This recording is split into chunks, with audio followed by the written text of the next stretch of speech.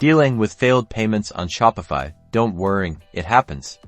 Let's walk through some common reasons and how to fix them, so you can get those sales back on track. First, head over to your Shopify orders page. Look for any orders marked as payment pending or payment failed. These are the orders you need to investigate. Click on the specific order to view its details. Scroll down to the payment history section. This will give you a breakdown of what happened with the transaction.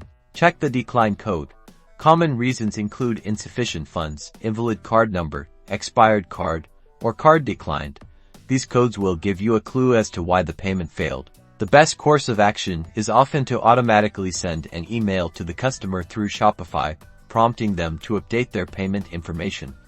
This is a built-in feature that saves you time. You can also enable automatic payment retries in your Shopify Payments settings.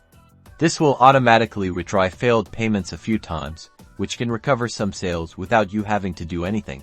By understanding why payments fail and taking these steps, you can minimize lost sales and keep your Shopify store running smoothly. Good luck!